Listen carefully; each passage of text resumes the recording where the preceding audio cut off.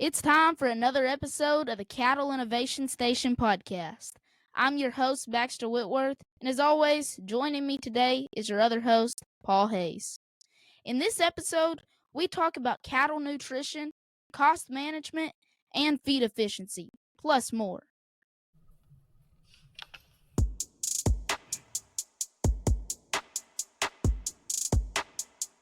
Welcome to the Cattle Innovation Station podcast, bringing you the innovative new ways of the cattle industry. We're your hosts, Baxter Whitworth and Paul Hayes.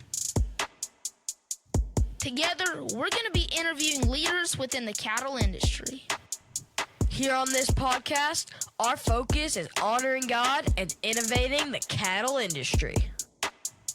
Get ready to listen, learn, and laugh as we help innovate the cattle industry. Let's get innovating.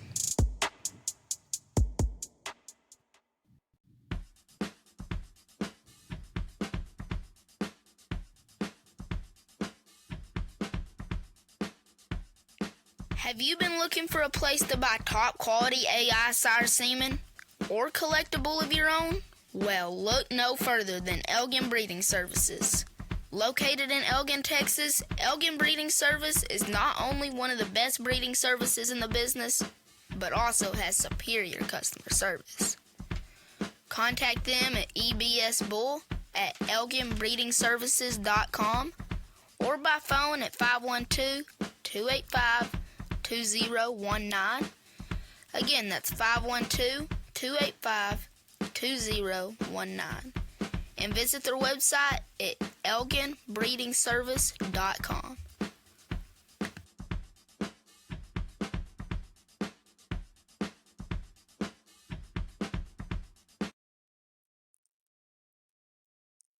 All right, Paul, how are you today? I'm great, Baxter. How about you?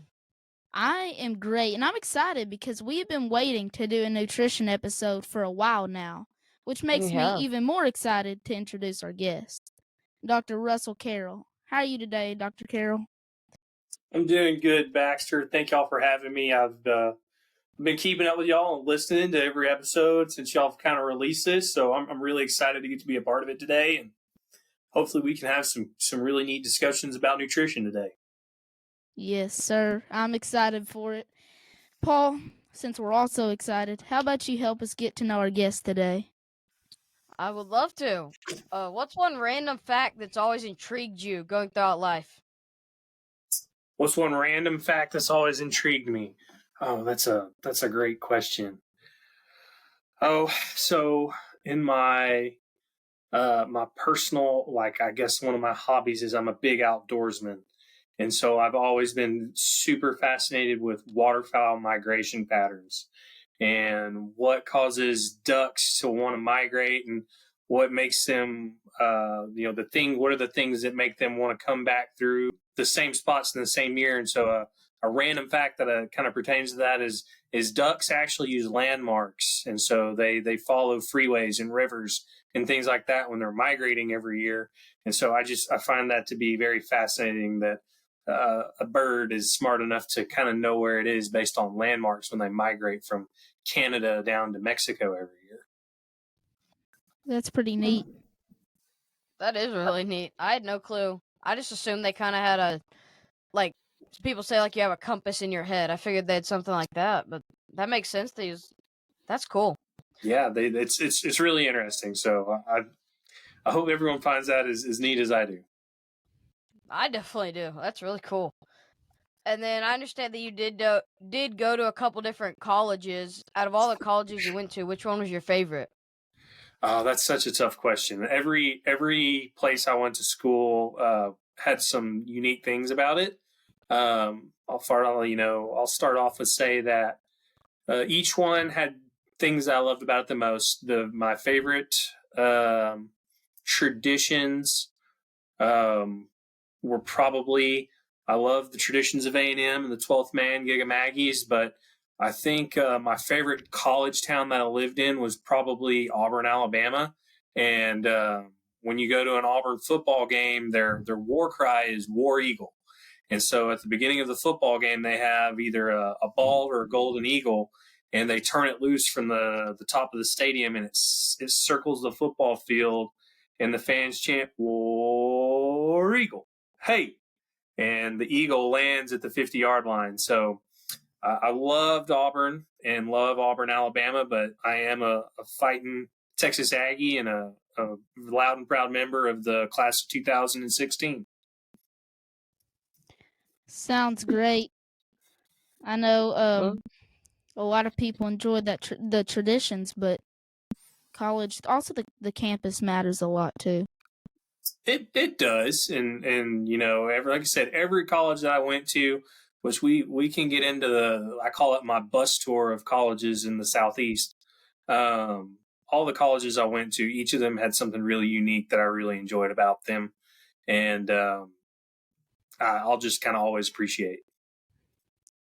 I was Yes, kind of sir. interested. What all colleges did you go to? So I have degrees from Texas A&M University. My bachelor's is from Texas A&M. I have a certificate in ranch management from Texas Christian University. My master's is from Tarleton State University, and my PhD is from Auburn. I think it's time that we can kind of move into the questions that we like to ask everybody just to kind of set the stage for the interview. So what events in your life have kind of helped you shape you to who you are today and get you to where you're at in the position you're in? So there's a lot of things that we could talk about, but Baxter, I've kind of thought about this knowing that you're going to ask me this question. And so I think one of the biggest turning points in my life that put me where I am today was meeting your dad when I was 12 years old. So for the audience to know, Baxter's dad was my first ag teacher in high school and helped get me started in the cattle industry. And we remain close today. And if it hadn't been for your dad, I wouldn't be doing what I'm doing today. And so that would be a huge, big turning point in my life. And then I think the deciding to go to Auburn and to do my doctorate, I think would be another point in my life that put me doing what I am today and on the career path that I'm on right now. So what made you decide to go to not to go to Auburn, but to decide to get a PhD? So I never really thought about getting a PhD. It wasn't something that I grew up wanting to do and never really thought of it as an option. When I was doing my master's at Tarleton State, my plan was to graduate from Tarleton and then go my master's was in reproductive physiology, and I was going to go work in embryo transfer when I got finished with my master's.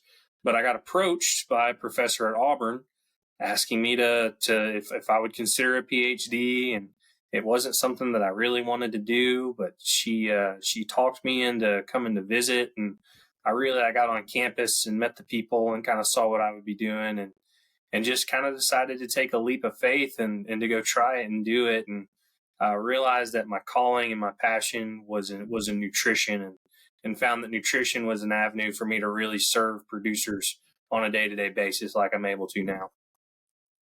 That's pretty interesting because I know another nutritionist who thought he wanted to be a geneticist, and I know a geneticist who thought he wanted to be a nutritionist, and now you're a nutritionist, and you thought you were going to be in reproduction. So That's right. that's pretty neat.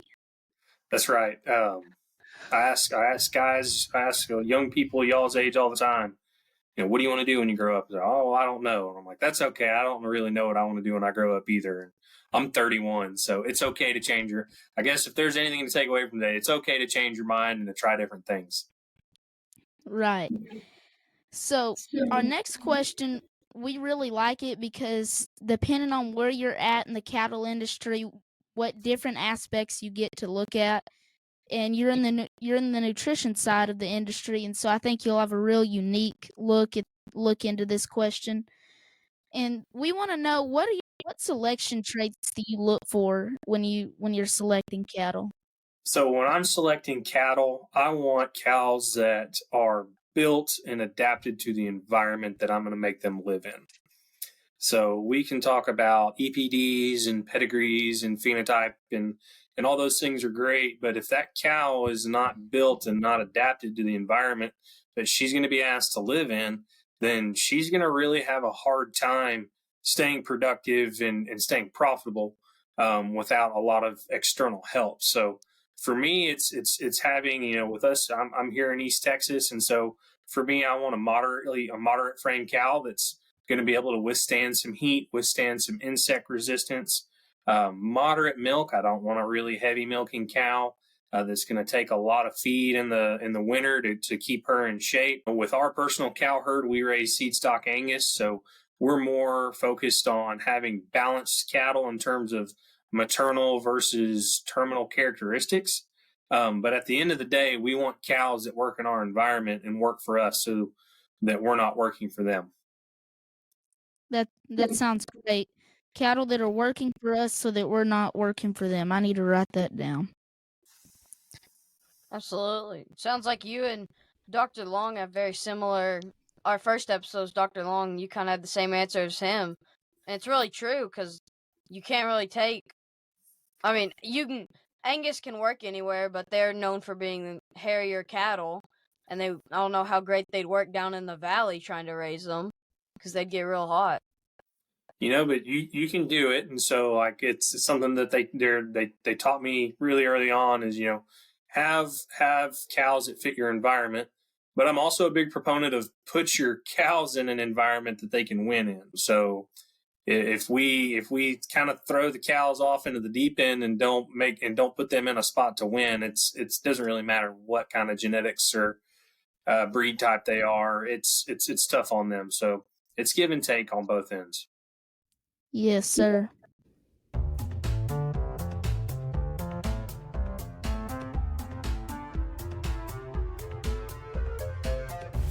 If you truly want your livestock to perform at their best, make sure to contact Vance Aaron, the owner and operator of AFL Livestock Solutions. Vance specializes in magnawave treatments that use pulsed electromagnetic fields, or PEMF, to relieve pain, swelling, and inflammation, caused to help your livestock feel their best. In addition to livestock, Vance can also help you feel better. His treatment works great on sore muscles and joints, along with other mobility issues. His treatments are FDA approved to treat migraines. Aaron Family Livestock Solutions has helped many exhibitors make it to the backdrop with their proven MagnaWave treatments. Don't miss your next backdrop picture. Give Vance a call at 903-720-3184. Again, that's 903-720-3184. Or find them on Facebook at AFL Livestock Solutions.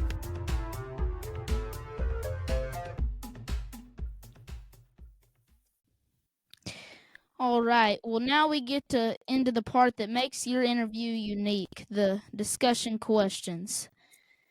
So we've talked about how you're in nutrition, and something that's always interested me is comparing the factor of nutrition to the factor of genetics.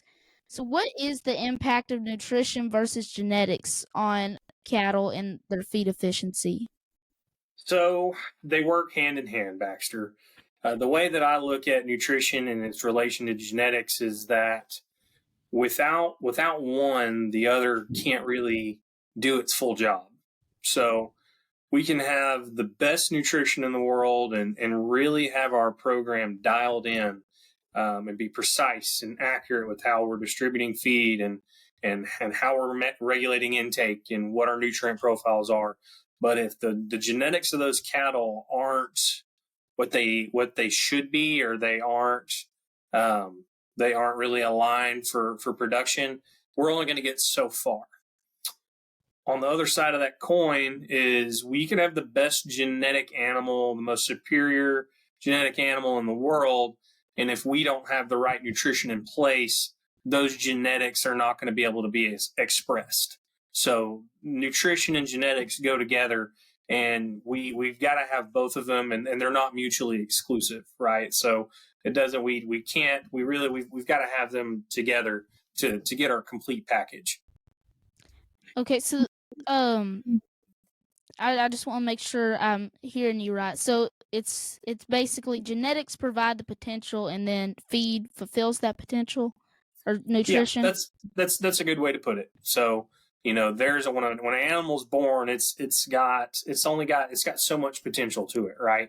So that calf is capable of doing so much, whether it be from a maternal or a terminal aspect. But without the constant supply of macro and micronutrients, that animal is not going to be able to grow and develop and produce at the rate that it possibly could. So it's like you said, it's the genetics or the potential, and the nutrition helps us capture that potential. All right. So I think now we can move into everybody's favorite topic, which is cost management. So what I've seen is that about 60% of ranchers' input cost is feed. So how can producers help reduce feed costs without sacrificing quality?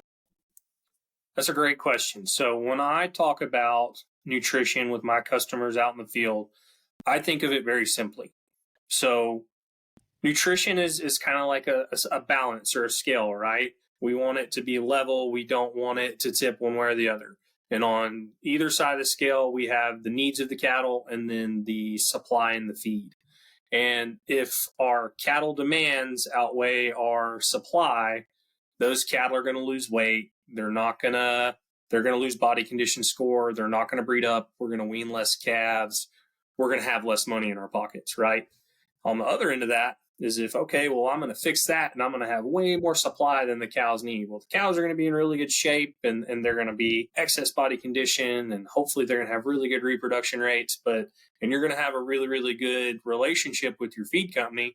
But again, you're going to have money going out that you might not need to be spending. So in my mind, the thing to do is to balance those two things and to make sure that we're getting the cows everything that they need and not spend a penny more after that. Because you're correct that the most expensive line item in a budget, especially on whether it be a cow-calf stocker or a feed yard, the most expensive line item is going to be the nutrition of that animal.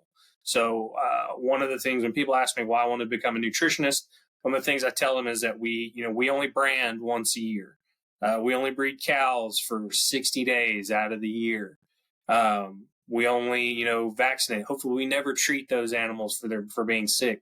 The one thing that those cattle do every day is they eat.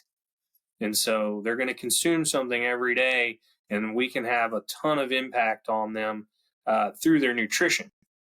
So I guess what I'm trying to say is we can have the most impact on profitability by how we manage an animal's nutrition. And again, spending more than we need to isn't the answer, and starving the profit out of that cow isn't the answer either.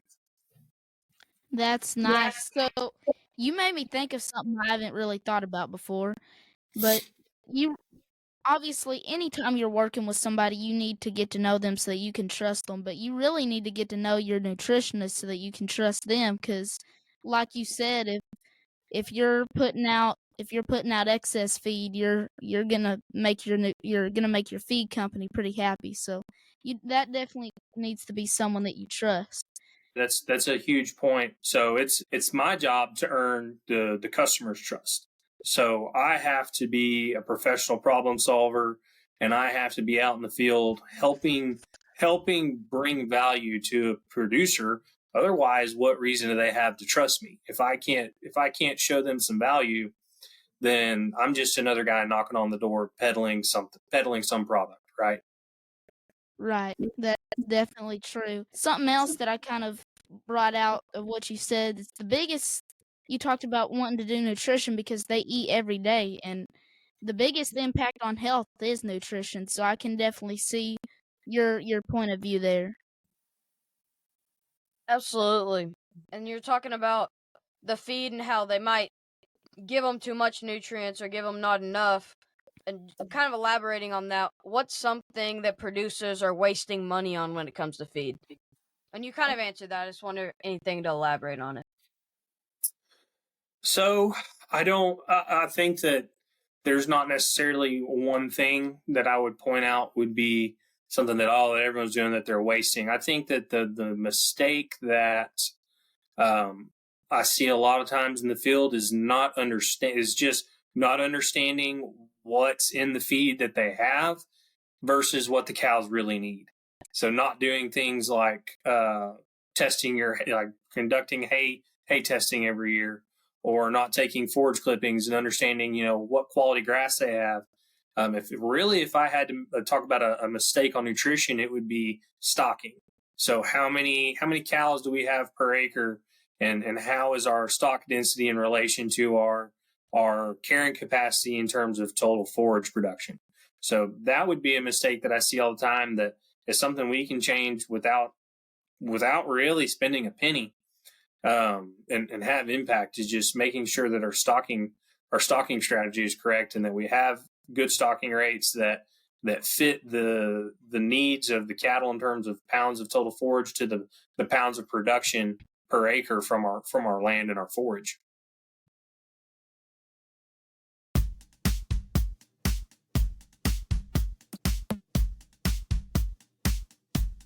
Have you been looking for Brahman cattle with a good genetic background? Contact 79 Cattle Company, selling reliable Brahman replacement heifers, Brahman show prospects, and Brahman bulls. Contact Taylor Tate at 210-241-4511. Again, that's 210-241-4511. Or contact Mallory Tate at 210-861-0155, 210-861-0155.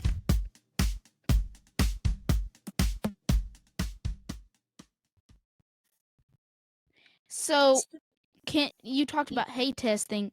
Can you kind of elaborate on that? I know you have a little mobile device that kind of helps you with hay testing, and it's a pretty cool deal. Could you kind of talk about that a little bit? Sure. So when it comes to hay testing, I see a lot of things out in the world, and one of the things that I'm a big stickler on is I don't judge hay based on its color or its smell or what it looks like, how easy it pulls apart. When it comes to how valuable hay is to a cow, it all comes down to the chemical composition of that plant.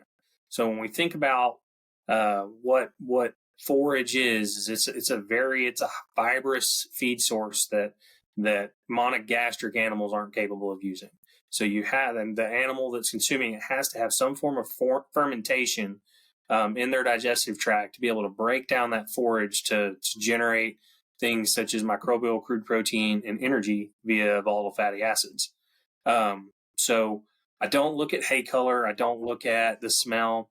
I want to know how much fiber is in there, how much protein, how much energy, and kind of use that to determine. So I've got an NIR machine where I can sample hay out in the field and can determine things like crude protein and neutral detergent fiber and acid detergent fiber within about 5 minutes, as opposed to having to take the sample and put it in a bag and send it to a lab somewhere and wait for those results to come back. And what that allows me to do is it allows me to make immediate decisions for my customers and helping them make the best decision on, okay, is this hay going to be enough for your cows? Does it have enough protein? Does it have enough energy to where we don't need to go out and we don't need to buy any cubes, or we don't need to buy any lick tubs or anything like that? Or if I can scan it and go, wow, this is really deficient in nutrient XYZ, typically it's going to be protein or energy. And we can make decisions and be really precise and really accurate based on that hay test. Without a test, it's just a guess. So that's a really simple way to remember it and really kind of drive home the value of knowing what you got. Okay. We can't manage what we don't measure. And so the first step is, before we can really make a management decision, we have to go out and we have to measure and see what we've got.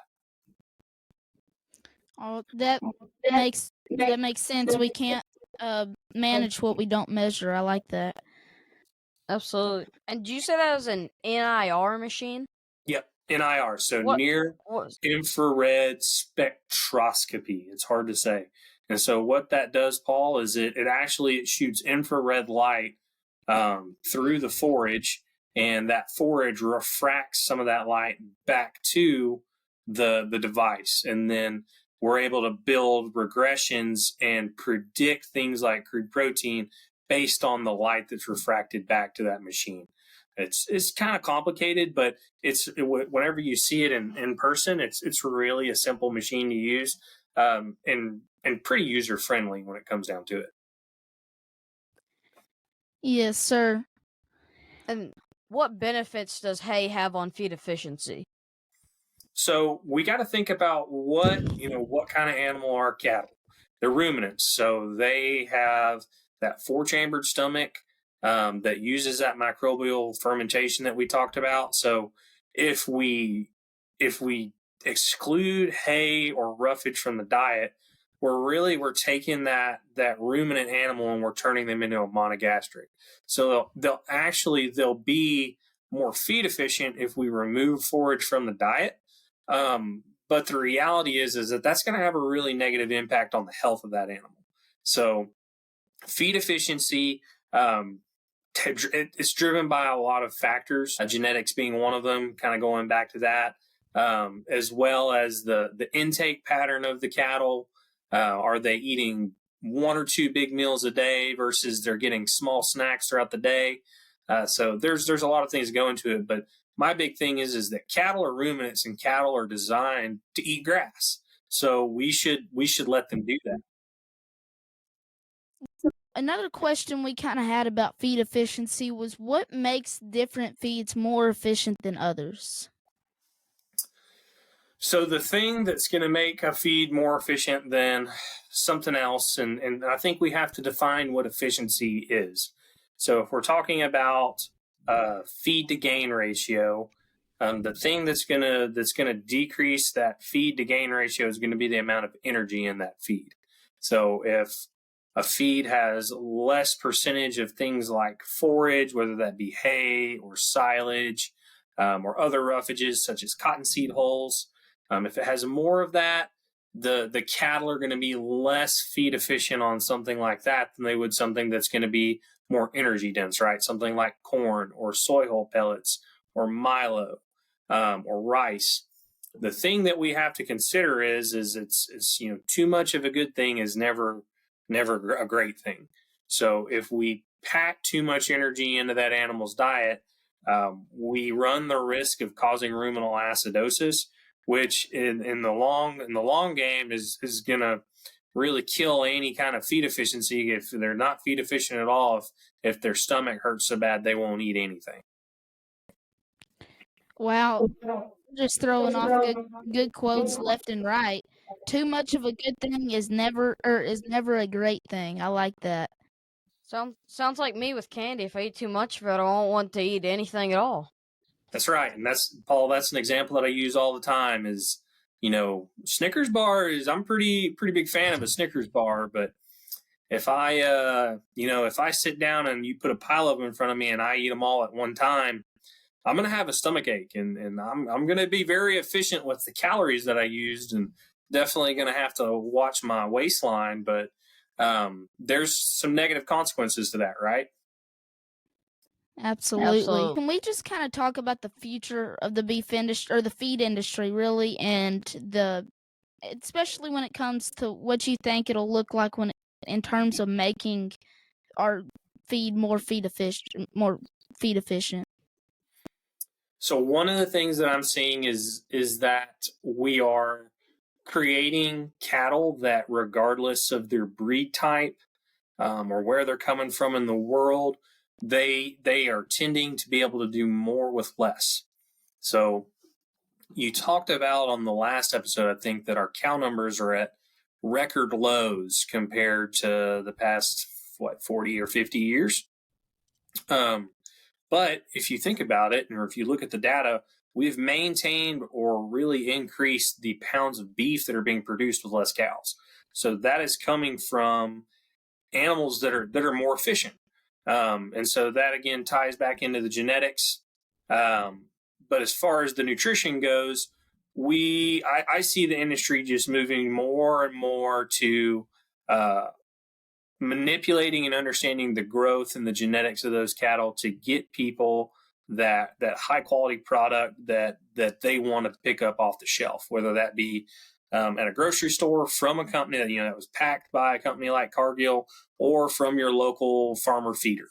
Like I said, I see the industry moving towards more precision feeding and understanding things. We have the technology now where we can measure every ingredient that's going into our mixer wagon, and we can see how long it took to clean up the bunks. We have the technology to put RFID tags in those animals' ears, and we can measure the amount of feed that an individual animal is taking every time they come to the bunk. And so with things like that, we get a better understanding of how genetics and behavior and the environment and how all those things tie into nutrition. Because when it comes down to it, as a beef cattle scientist, that's what I consider myself, is that everything's working together and working in unison to get us that end product. So on the nutrition side, I just continue to see more precision application of different technologies to get the producer that product that they want. I think we need to give you an award. You're our first guest to ever reference a previous episode, I think. I think so. EP Cattle Company. Owned by Eddie Wilson, EP Cattle Company is home of Sir Rouse Handshake. Rouse Handshake is a sound-structured, heavy muscle bull that is really bold ribbed. So it comes with no surprise that he is a Fort Worth and San Antonio Junior Show Division Champion and Rio Grande Valley Open Show Division Champion. He is a grandson of BRC Noble and JDH Shank Manso, and is also a great-grandson of Mr. H. Elijah Manso. You can contact Eddie Wilson or Nicole Wilson on Facebook at EP Cattle Company. So remember, if you're looking for some well-performing, registered Brahman genetics, contact Eddie Wilson on Facebook.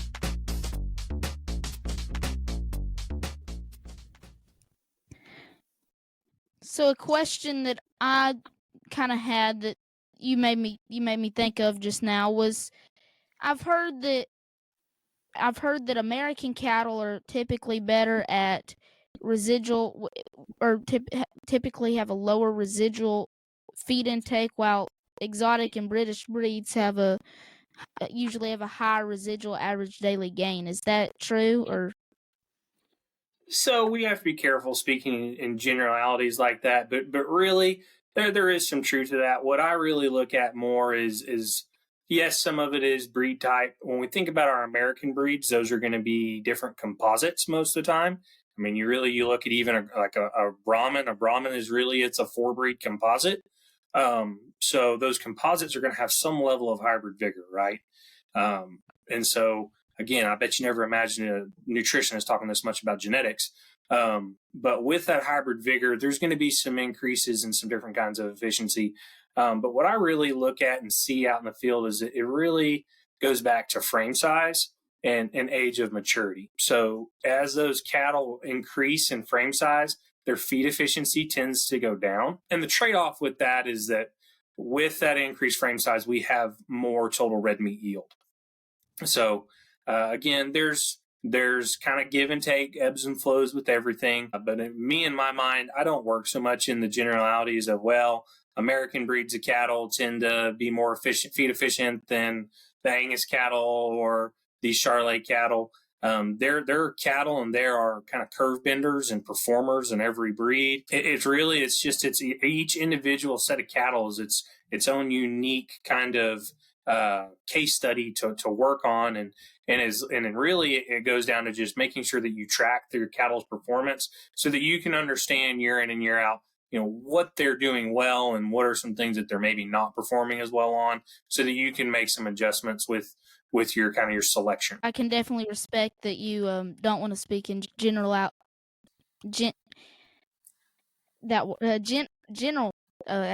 just give up on that. It's hard. Thank you. Okay, next topic. It's Friday evening and we're still learning grammar. You never stop Paul. learning that, guys. That never stops. Yes, sir.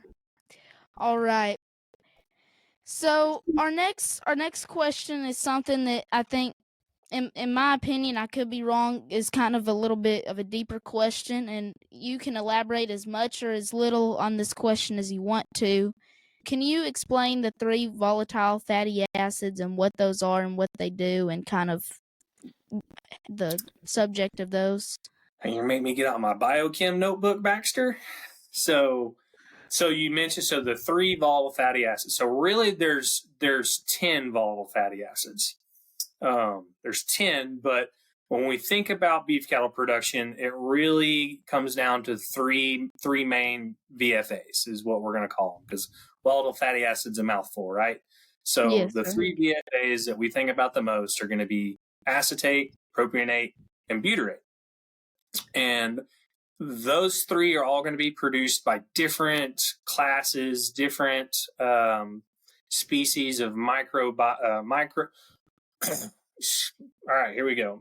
Bacteria, different microbacteria in the rumen when you feed them different things. So acetate is going to be produced more when we have a higher percentage of roughage in the diet. So more forage, more corn stalks, more cottonseed hulls, things like that. And that's going to be the volatile fatty acid that's produced at the highest percentage is going to be acetate. The next one is going to be propionate. Propionate is going to be produced by our amylolytic bacteria or our starch digesters. And really, we see more energy enter the rumen, we're going to see those starch digesters become hyperactive and they're going to produce more propionate. Propionate is really neat because it is the only VFA of the 3 that do not produce CO2 as a byproduct. So when we think about methane production, we think about greenhouse gases in cattle, propionate is the only one that does not produce some form of greenhouse gas. Both acetate and butyrate have methane and CO2 as byproducts of their production. And then butyrate's kind of the last one. It really doesn't have as much impact as the first 2, but it's something that, again, those bacteria are producing in the rumen. Along with, and you got to remember that when we think about what all the rumen is a very vast, it's its own world.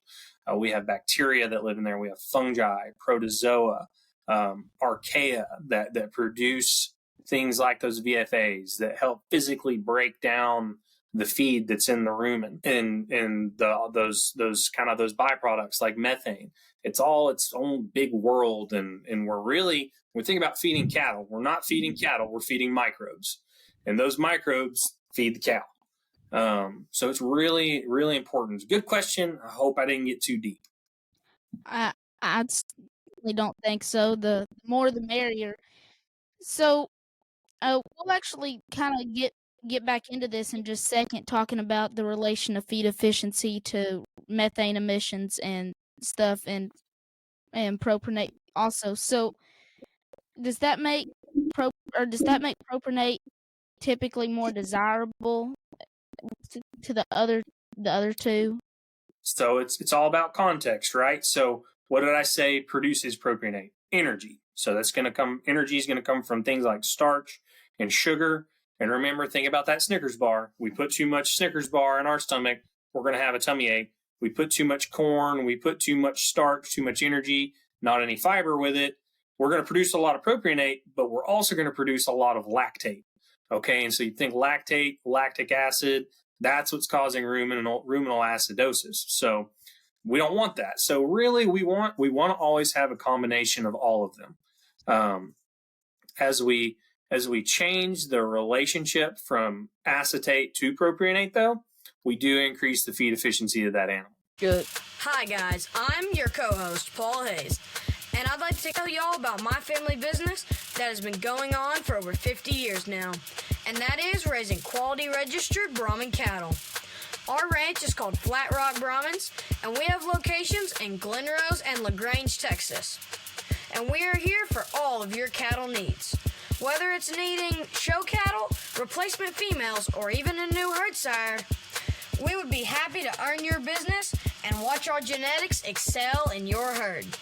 You can contact me by email at paulhayesv@icloud.com or my dad, who helps manage the ranch, at paulhayesiv@icloud.com or over the phone at 817-964-2752.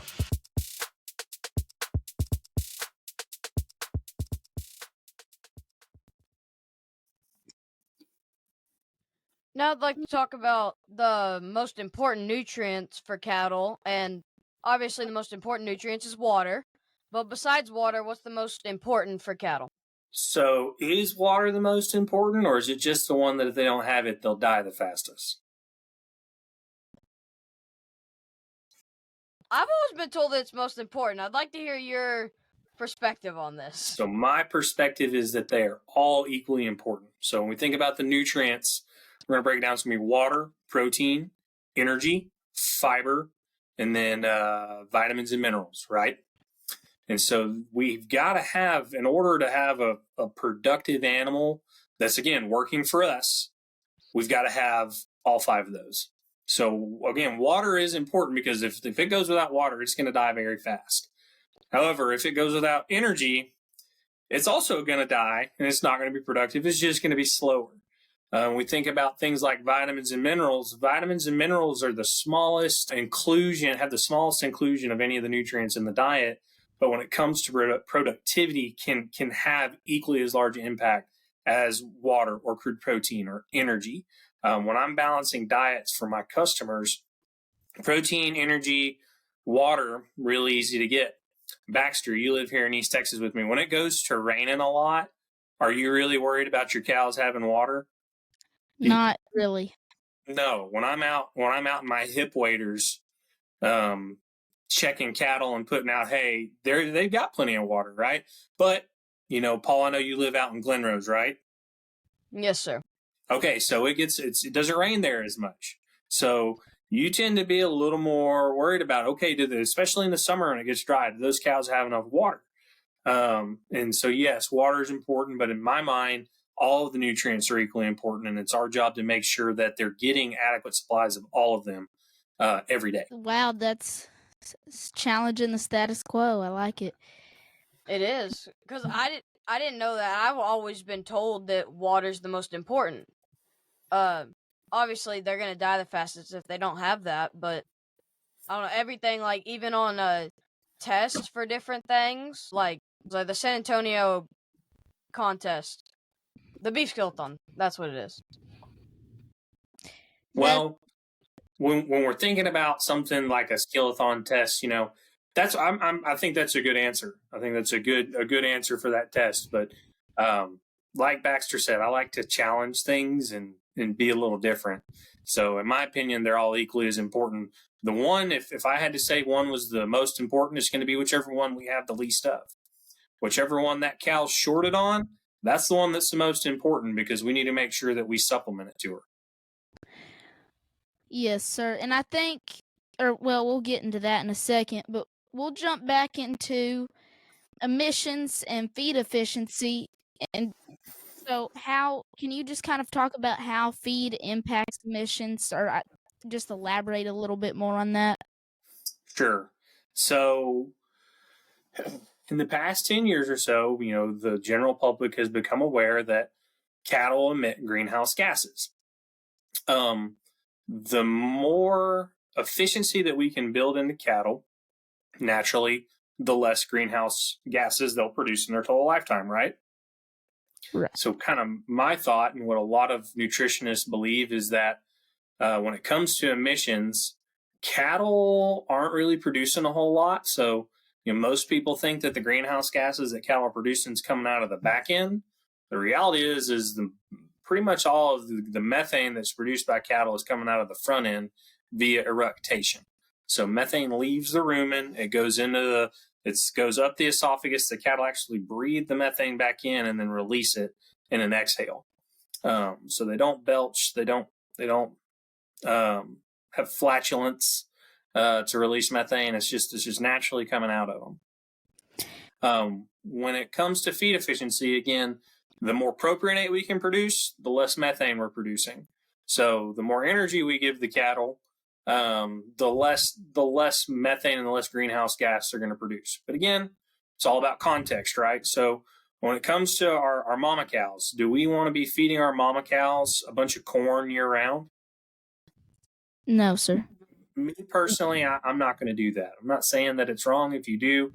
I'm not going to recommend that to my customers, and I'm not going to do it with my own cows. If those cows produce a little methane, I'm going to live with that, because when we think about carbon production versus sequestration, cattle are they're net positive, because they're actually, by grazing those grasslands that they're grazing are actually sequestering way more carbon than a cow could ever dream of producing.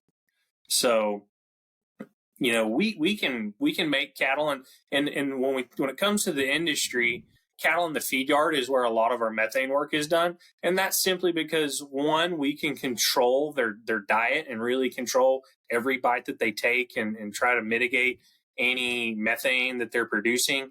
The cattle are very concentrated, but when it comes to the beef industry as a whole, I think we're needing to do a little bit better job of advocating that cows actually sequester much more carbon than they emit. So that's a long-winded answer to your short question.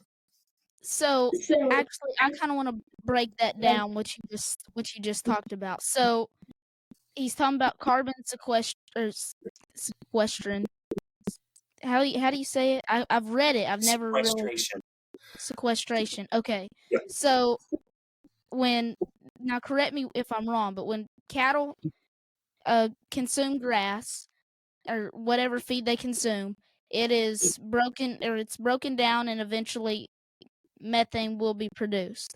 But Right. that methane goes into the atmosphere and is through sequestration is broken down into the grass, right? It goes back into the dirt. Is that correct? Well, so you got to think about it. Methane itself is the thing that the world is worried about, is just the carbon, right?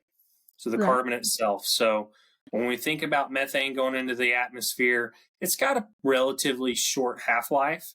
And so it's gonna dissolve, and that carbon's gonna pair with oxygen, and then it's gonna be CO2. Well, CO2 is what those plants are sucking in for dear life so that they can survive.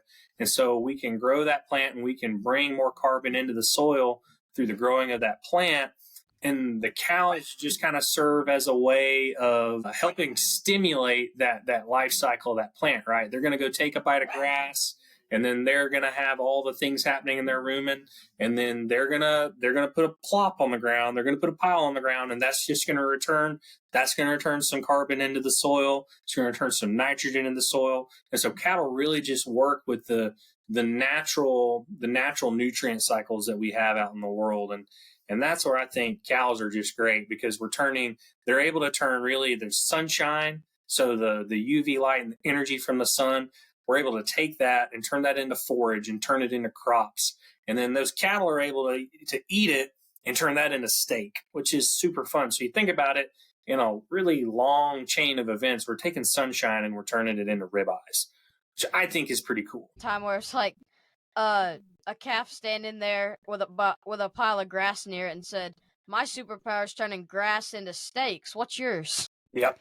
That's absolutely true. And what people also don't realize is everyone thinks carbon or methane, and they hear that word and they automatically get the feeling of bad. They don't think it's good. Everything about that is bad, but it's actually vital for us to have that in our soil, and that's what cattle do. And so I think people when people start really understanding that, and the general population really understands that there'll be a different view on how cattle impact our climate, and cattle and conservation will actually start going together in people's minds. Absolutely. Top-notch cattle company, selling semen on high-quality registered red and gray Brahman cattle that are reproductively efficient, structurally sound, big-ribbed, heavy-muscled, and deep-bodied. Contact me at 903-649-9155. Again, that's 903 649-9155 or email me at bbwtopnotchcattle@gmail.com.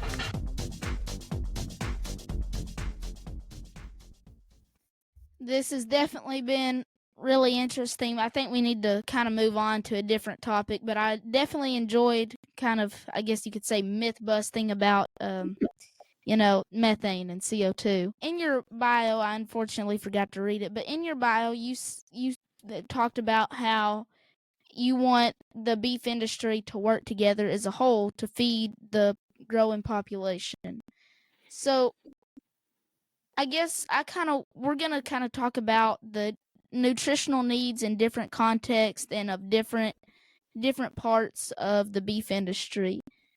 So how do you feed differently for a cow calf operation to a feedlot? I mean, and obviously one's terminal and one's either those calves are very young or the terminal calves are very young when they're on a cow calf operation, and then the other cattle on that operation are for breeding. So I know it's going to be different.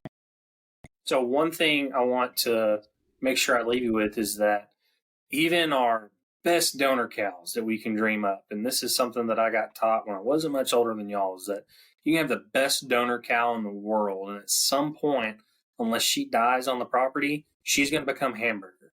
So even our breeding animals are all destined to enter the food chain. So when it comes to our stewardship and our stockmanship, we should really keep that in mind in how we take care of all of our animals, and that they're all eventually going to hopefully end up as a meal on someone's plate and providing someone sustenance. But when it comes to managing a cow's nutrition versus say a stocker calf versus a feedlot steer, it's all going to be a sliding scale of forage to energy. Okay, so when we think about a cow and managing a cow's nutrition, our goal is to make sure that we give her the nutritional tools to make sure that she brings a calf to the weaning bin every year. So we talked about the biggest line item on a ranch or on a feed yard is going to be nutrition.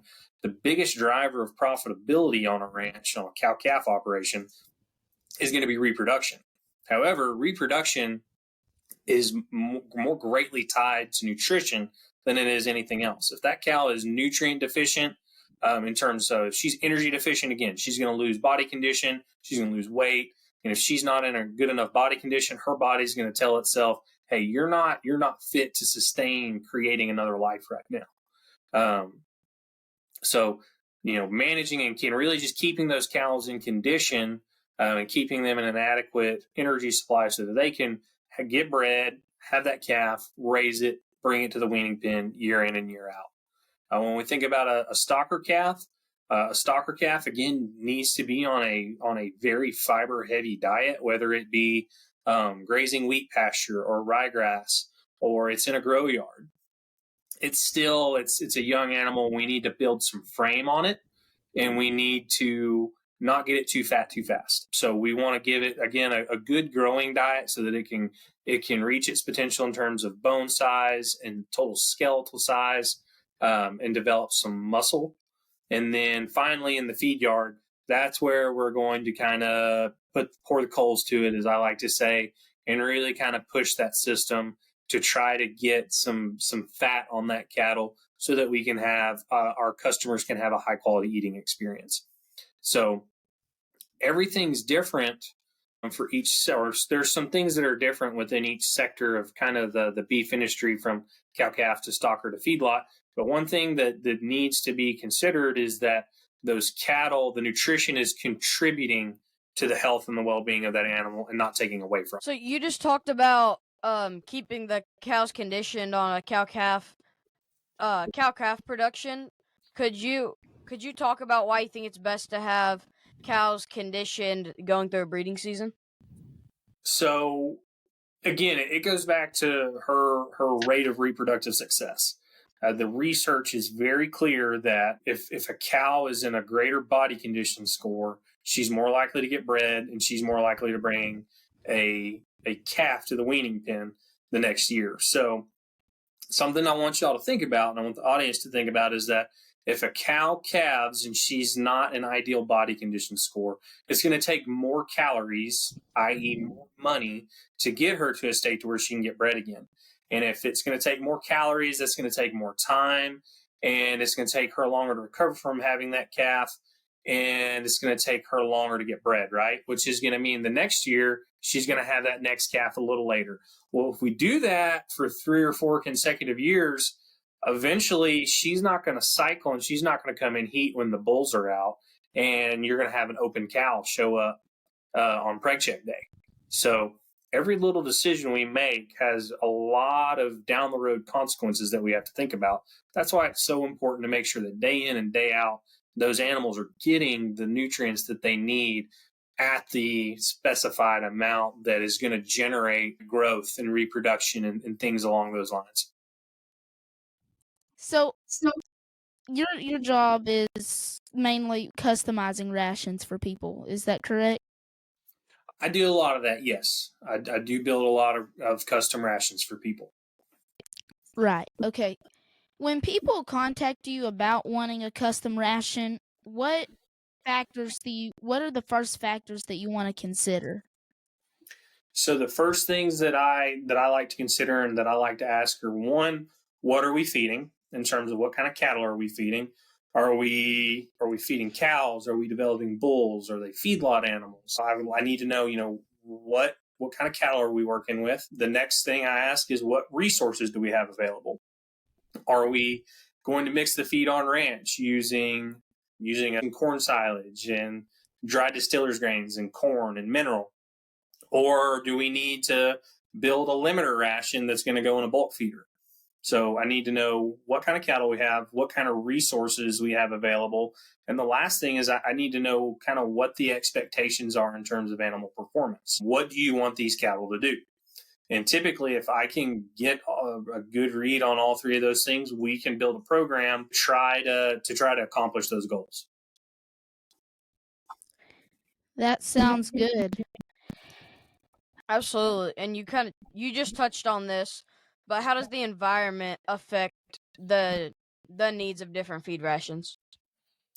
So again, if we're talking about an example I'll use is if we've got a set of replacement heifers and they're out on pasture and they're in knee-deep Bermuda grass and they've got all the grass in the world that they can eat, they probably don't need a diet that's got hay or corn silage in it. They're going to get all their roughage from their grazing, and what we really probably need to do is just have a concentrate that we feed them at a small rate, so anywhere from 10 to 12 pounds, and to just kind of help drive some of that growth and some of that performance. On the other end is if you've got bulls that are in a dry lot, well, they've got to get forage and roughage from somewhere, so it's up to us to put it in the diet. And it's up to me to make sure that they're going to have enough roughage in that diet to maintain a healthy gut and to grow and develop into the herd sires that they need to be. All right. Well, I think we got a lot of good information from that topic and how different factors play into feed. Okay, so I've really enjoyed this episode. I've definitely learned a lot about nutrition. I'm really happy that we got to talk about emissions and methane and kind of how that people have a incorrect perception of that. And I just really enjoyed this episode, Paul. I don't know about you, what you learned, but Absolutely. Basically the same thing you said, because you just said all the topics that we went through, kind of. And I learned something different from every topic that we went through, and it was great.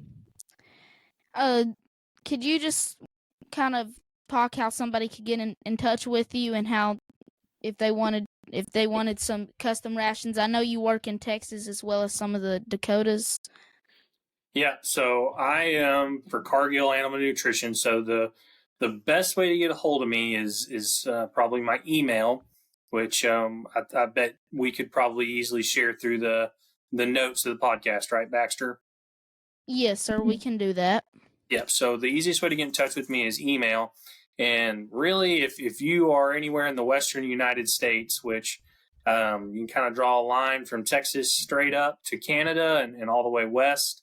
I've done work for people from from Florida to Hawaii and was actually helping some people with our Cargill team in Mexico today. So really anywhere that there's cows, I can do my best to help you. And just reach out to me via email, and what we'll do is we'll see kind of what your needs are and what products that we can put in place so that we can utilize whatever nutritional advantages I can provide for you, and just start building that relationship. All right. Well, thank you for joining us. Everybody make sure to like this episode and follow the Cattle Innovation Station podcast. Also, you can find us on YouTube and Facebook for social medias, and our email, what do you call it, Paul? The form for our email list should be in the description of this episode also, and then as well on Facebook. Thank you for joining us, and thank you to everyone who's listening, and keep innovating the cattle industry.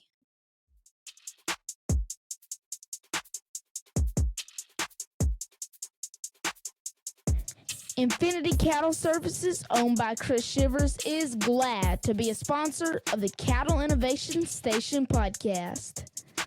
Infinity Cattle Services, a unique, vision-driven, service-oriented company committed to developing successful revenue-producing cattle operations, is a full-service consulting and marketing firm specializing in Brahman and Brahman-influenced cattle. Contact them today to learn more about how they can assist you with locating cattle, cattle mating, sale management, marketing, communications, record keeping, data submission, and a wide array of other services. They can be reached at 713-202-1747. Again, that's 713-202-1747, or at infinitycattleservices@gmail.com. That is infinitycattleservices@gmail.com.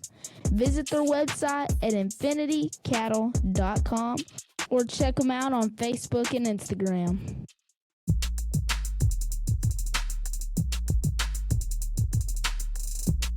Thank you for listening to the Cattle Innovation Station podcast. We hope you enjoyed the show. I'm your host, Baxter Whitworth. I'm your co-host, Paul Hayes. Remember our key verse, Proverbs 16:3. Commit to the Lord whatever you do, and He will establish your plans. Thank you for listening.